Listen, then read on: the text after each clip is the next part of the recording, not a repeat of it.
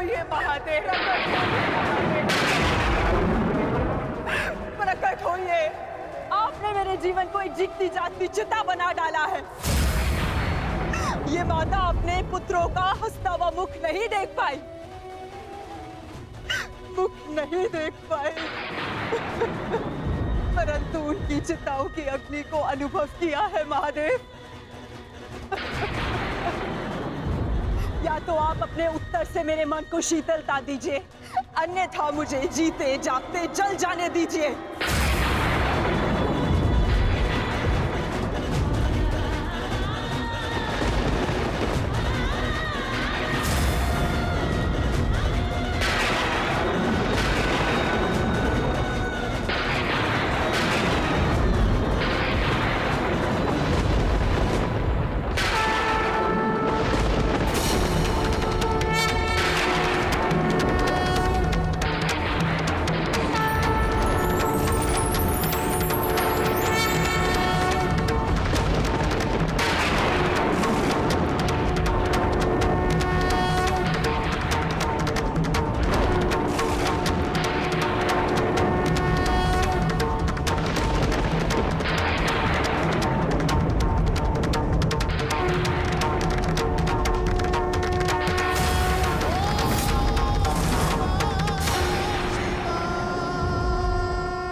किस प्रश्न ने तुम्हें इतना विचलित कर दिया है गांधारी?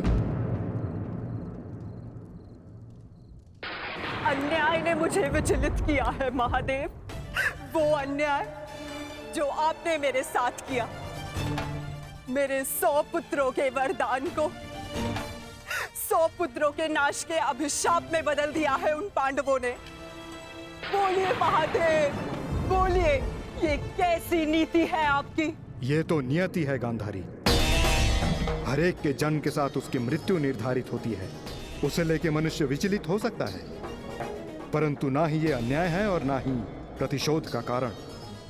नहीं महादेव, मैं ना तो यहाँ प्रतिशोध के लिए आई हूँ और ना ही प्रतिकार के लिए।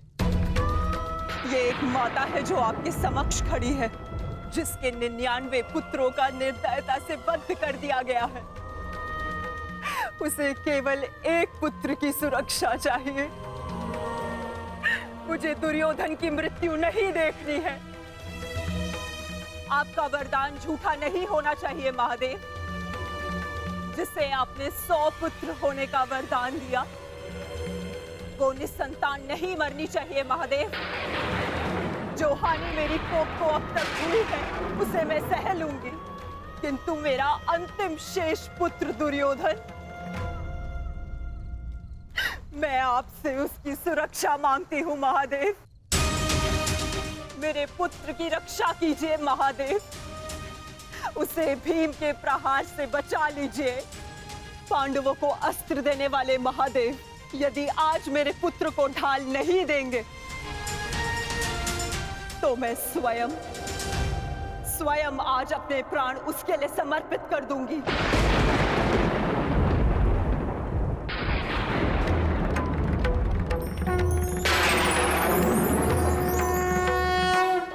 तुमने अपने पुत्र के साथ अन्याय किया है गांधारी। एक माँ अपनी संतान को देख देख जितनी प्रसन्नता पाती है, उसकी संतान अपनी माँ की दृष्टि से उतनी ही शक्ति भी पाती है। परंतु मैं कुछ समझी नहीं महादेव। तुम्हारे पुत्र की सुरक्षा अब तुम्हारे हाथ है गांधारी। वर्षों से आंखें बंद करके जो तप अर्जित किया है, उसका प्रयोग करो। तुम्हारी दृष्टि तुम्हारे पुत्र के शरीर को वज्र का बना देगी।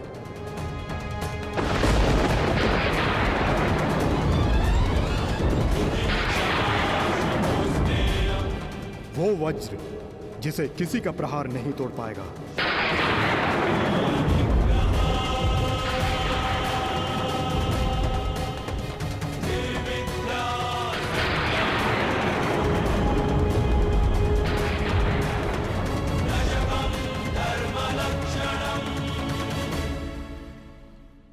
ये आपने क्या कर दिया महादेव? आप स्वयं धर्म स्वरूप हैं महादेव। फिर धर्म स्थापना में आप बाधा कैसे बन सकते हैं? धर्म स्थापना के लिए दुर्योधन का नाश आवश्यक है महादेव, और आपने दुर्योधन को अटूट ढाल दे दी। मैंने वही किया जो परिस्थिति के अनुकूल था।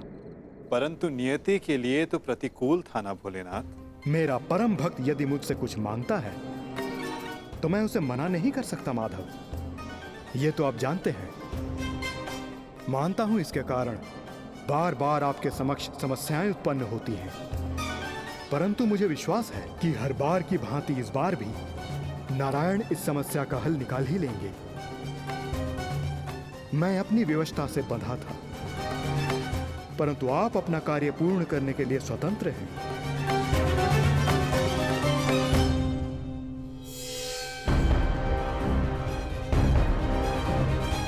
नियति के अनुकूल पर नीति के प्रतिकूल।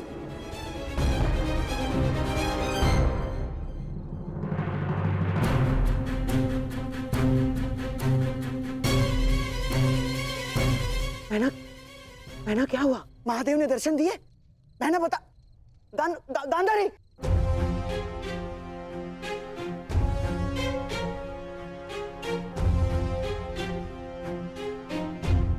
महारानी। दासी, युवराज दुर्योधन से कहिए मैंने उन्हें अपने समक्ष प्रस्तुत होने का आदेश दिया है, तुरंत।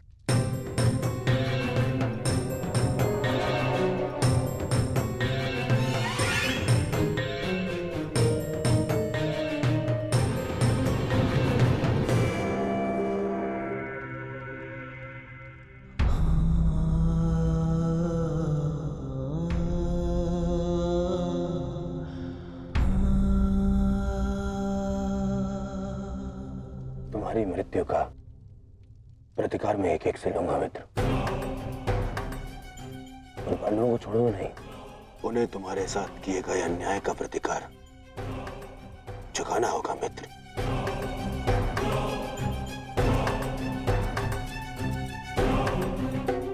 युवराज दुर्योधन, मैं मद्राज आज तक किसी के सामने नहीं झुका, परंतु आज मैं अपना सर झुकाकर अपनी भूल को स्वीकार करने आया हूं।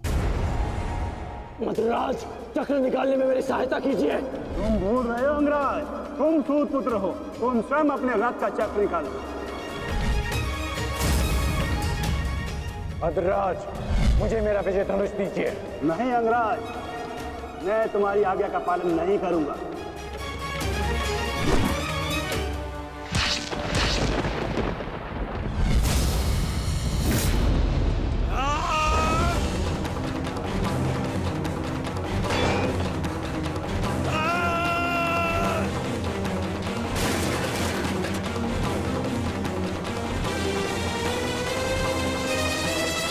लज्जा नहीं आती है आपको?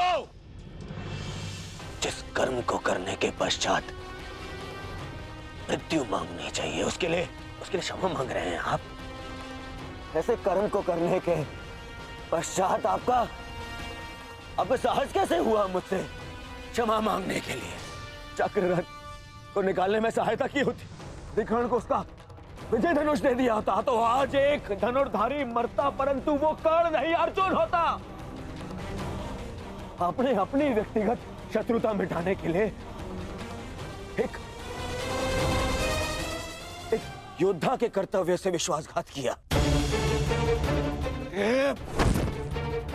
मन तो करता है कि वध कर दूं आपको। और आप जानते हैं क्या मद्रराज, ये आपका झुका हुआ सर, ये आपके लिए सबसे बड़ा दंड है।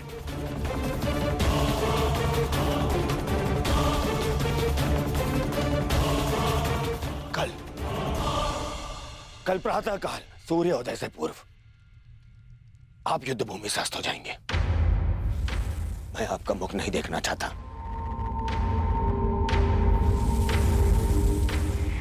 मैं कर्ण की मृत्यु का प्रतिशोध लेना चाहता हूं युवराज।